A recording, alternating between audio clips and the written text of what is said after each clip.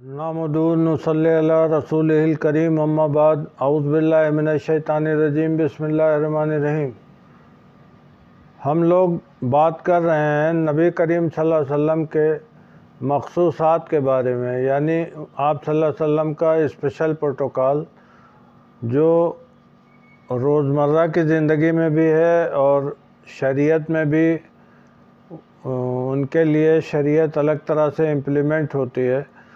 تو یہ چیپٹر بہت براڈ ہے اور اس میں بہت ساری چیزیں ہیں، تو انشاءاللہ یہ پارٹ 1 ہے، اس میں ہم لوگ کافی کچھ بات کر لیں گے۔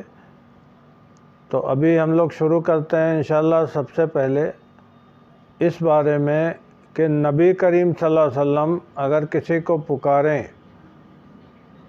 تب لوگوں کو کس طرح رسپونڈ کرنا چاہیے، اور اگر لوگوں کو نبی کریم صلی اللہ علیہ وسلم کو بلانا ہو یا آواز دینا ہو تو اس کی کیا تہذیب ہے، اس کا کیا طریقہ ہے اور اس کے کیا اسپیشل پروٹوکال ہیں، اس چیز کو ہر مسلمان کو اچھی طرح سے سمجھنا بہت ضروری ہے۔ تو ہم لوگ شروع کرتے ہیں۔ ارشاد الہی ہے، اے ایمان والو، تم اللہ اور رسول کے فرمان بجا لایا کرو جبکہ رسول تم کو زندگی بخشنے والی چیز کی طرف بلاتے ہوں، اور جان رکھو اللہ آڑ بن جایا کرتا ہے آدمی اور اس کے دل کے درمیان، اور بے شک تم سب کو خدا ہی کے پاس جمع ہونا ہے۔ سورہ انفال آیت نمبر 24۔ اس آیت کا ایکسپلینیشن یہ ہے کہ نبی کریم صلی اللہ علیہ وسلم کے بلانے پر تم کو کوئک اینڈ فاسٹ رسپونڈ کرنا واجب ہے۔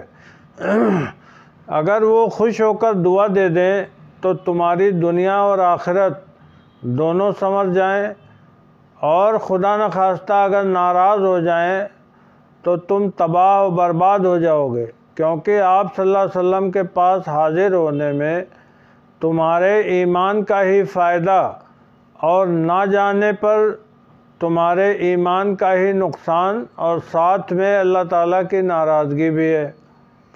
فرما برداری کرنے والے کے دل میں اللہ ایک رکاوٹ بن کر کفر اور شرک اور منافقت کو آنے نہیں دے گا، اور نافرمانی کرنے والے کے لیے اللہ رکاوٹ بن کر ایمان اور تقوی کو اس کے دل میں آنے نہیں دے گا۔ تو یہ بہت امپورٹنٹ آیت ہے جو بتاتی ہے کہ فرما برداری اور نافرمانی کے رزلٹ کیا کیا ہوں گے۔ ابو سعید بن معاویہ رضی اللہ عنہ کہتے ہیں، میں نماز میں مشغول تھا کہ آپ صلی اللہ علیہ وسلم نے مجھے پکارا، میں کوئی جواب نہ دے سکا۔ پھر آپ صلی اللہ علیہ وسلم کی خدمت میں حاضر ہو کر عرض کیا، یا رسول اللہ میں نماز پڑھ رہا تھا۔ اس پر آپ صلی اللہ علیہ وسلم نے فرمایا، کیا اللہ نے تمہیں حکم نہیں فرمایا کہ اللہ کے رسول جب تمہیں پکاریں فوراً اللہ اور رسول کے لیے لبیک کہا کرو؟ یہ حدیث ہے صحیح بخاری کی، جس کا نمبر ہے 5006۔ اسی طرح کی سچویشن حضرت ابی بن کعب رضی اللہ عنہ کے ساتھ بھی پیش آئی، تب بھی آپ صلی اللہ علیہ وسلم نے یہی فرمایا تھا، جو کہ ترمذی کی حدیث میں موجود ہے۔ اس طرح یہ بات صاف ہو جاتی ہے کہ نبی کریم صلی اللہ علیہ وسلم کا یہ اسپیشل پروٹوکال ہے کہ ان کے پکارنے پر بھلے ہی کوئی نماز کی حالت میں ہو، اس کو فوراً جواب دینا واجب، ورنہ اللہ تعالیٰ سخت ناراض ہو جاتے ہیں۔ ورنہ عام طور سے شریعت میں نمازی کو پکارنا اور نمازی کو نماز کے بیچ جواب دینا دونوں سخت گناہ ہے۔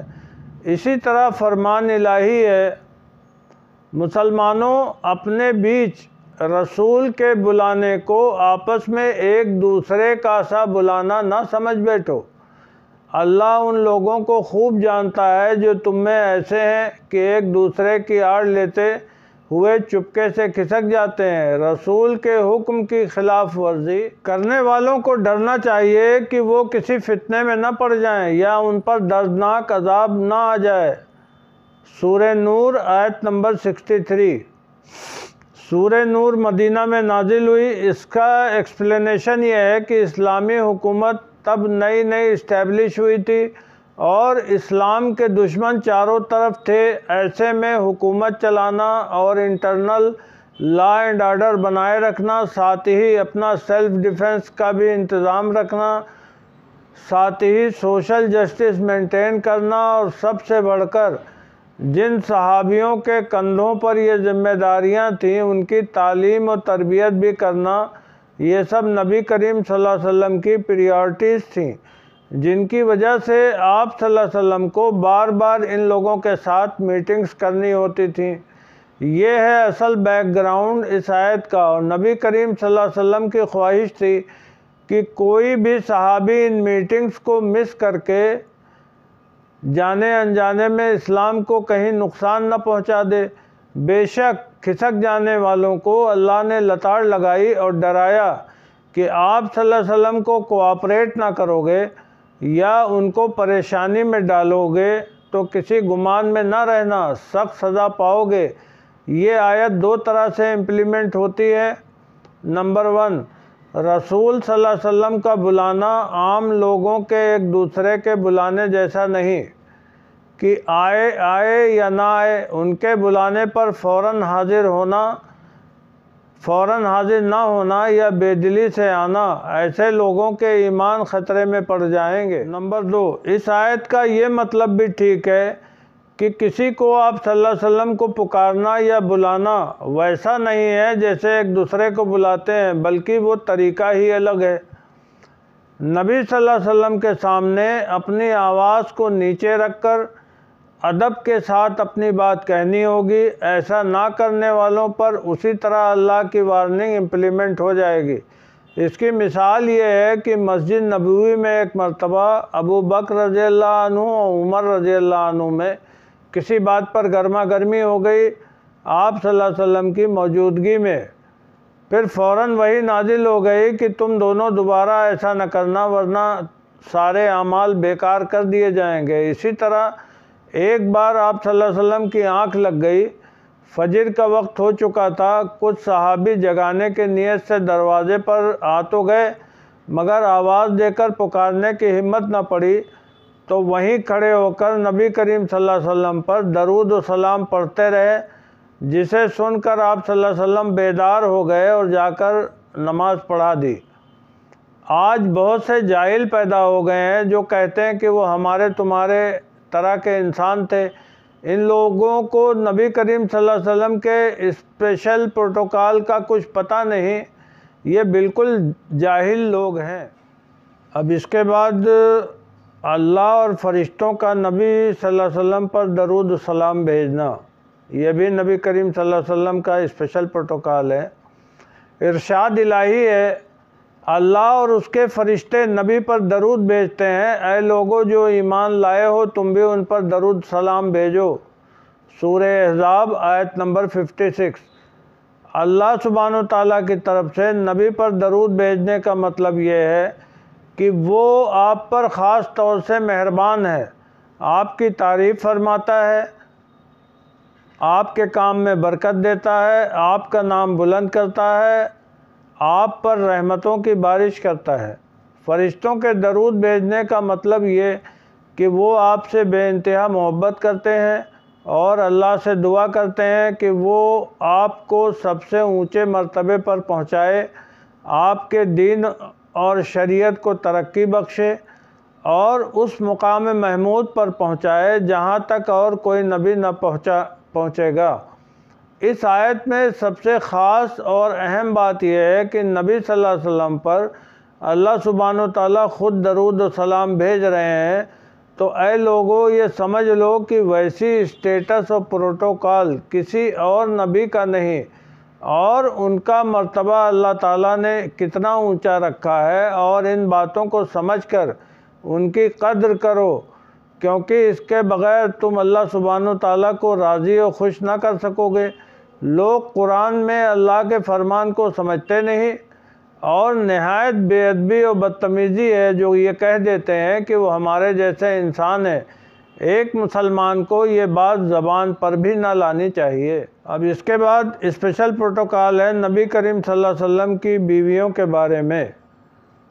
ارشاد الہی ہے، بے شک نبی تو ایمان والوں کے لیے ان کی اپنی ذات سے بڑھ کر ہیں اور نبی کی بیویاں ان کی مائیں ہیں۔ سورہ احزاب آیت نمبر 6۔ اب دیکھیں، عام مسلمان کے لیے اصول ہے کہ منہ بولے رشتوں کی ویلیڈیٹی کوئی نہیں، مگر اللہ سبحانہ وتعالیٰ کے حکم سے نبی کریم صلی اللہ علیہ وسلم پر یہاں اصول امپلیمنٹ نہیں ہو رہا، اور یہ آپ صلی اللہ علیہ وسلم کا اسپیشل پروٹوکال ہے کہ ان کی بیویاں مسلمانوں کی سگی ماؤں سے بڑھ کر ہیں، جن سے کسی حالت میں کوئی نکاح نہیں کر سکتا۔ جبکہ نبی صلی اللہ علیہ وسلم کے منہ بولے بیٹے زید بن حارثہ رضی اللہ عنہ نے اپنی بیوی سیدہ زینب رضی اللہ عنہا کو جب طلاق دے دی تو آپ صلی اللہ علیہ وسلم نے ان کو اپنے نکاح میں لے لیا۔ سورہ احزاب آیت نمبر 37 میں اس واقعے کی ڈیٹیلز ہیں، اور زید بن حارثہ رضی اللہ عنہ جو اکیلے ایسے صحابی ہیں جن کا نام قرآن میں آیا، یہاں پر یہ اصول لاگو ہو گیا۔ اب اور ایک مثال پیش ہے عدت کے بارے میں، اسپیشل پروٹوکال۔